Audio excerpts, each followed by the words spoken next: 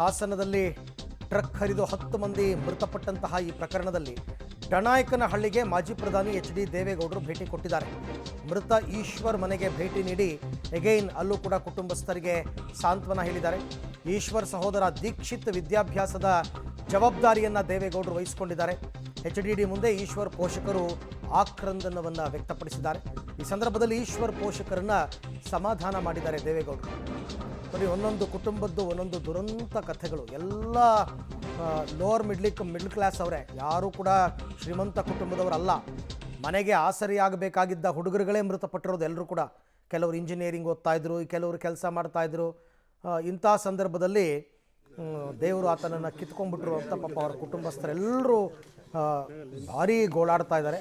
ದೇವೇಗೌಡರು ಎಲ್ಲರನ್ನೂ ಭೇಟಿ ಮಾಡಿ ಸಾಂತ್ವನವನ್ನು ಹೇಳ್ತಾ ಇದ್ದಾರೆ. ಡನಾಯಕನಹಳ್ಳಿ ಈಶ್ವರ್ ಅವರ ಸ್ವಂತ ಊರು. ಒಬ್ಬನೇ ಮಗ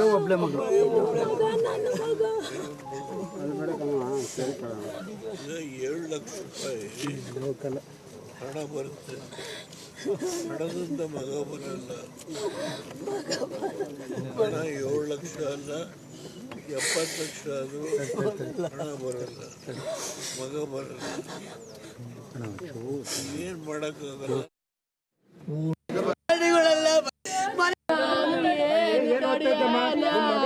ಅಯ್ಯೋ ನನ್ನ ನನಗೆ ಓದಿಲ್ಲ, ನನ್ನ ಮಗನೇ ಇದ್ದೇವಂತಾಗಿ ಓದ್ತಿದ್ದ. ಅಮ್ಮ ನಿಂಗೇನು ಬರೋದಿಲ್ಲ, ನಾನು ಓದ್ತೀನಿ, ನಾನು ಇದ್ದೇವಂತ ಆಯ್ತೇನೆ ನಾನು ಅಂತ ಹೇಳಿದ ನನ್ನ ಮಗ.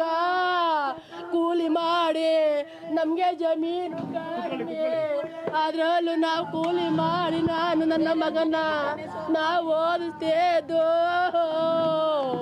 ನನ್ನ ಮಗನೇ, ಎಷ್ಟು ಜನ ಬಂದವರೋ ನಿನಗೆ, ಸಂಪಾದನೆ ಮಾಡಿದೆಯಲ್ಲೋ. 17 ವರ್ಷದ ಮಗ ನನ್ನ ಮಗ.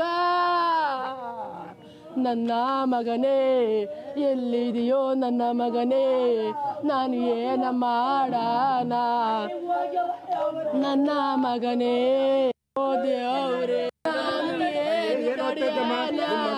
ಅಯ್ಯೋ ಅಯ್ಯೋ ನನ್ನ ನನಗೆ ಓದಿಲ್ಲ, ನನ್ನ ಮಗನೇ ಇದ್ದೇವಂತಾಗಿ ಓದ್ತಿದ್ದ. ಅಮ್ಮ ನಿಂಗೇನು ಬರೋದಿಲ್ಲ, ನಾನು ಓದ್ತೀನಿ, ನಾನು ಇದ್ದೇವಂತ ಆಯ್ತೇನೆ ನಾನು ಅಂತ ಹೇಳಿದ ನನ್ನ ಮಗ.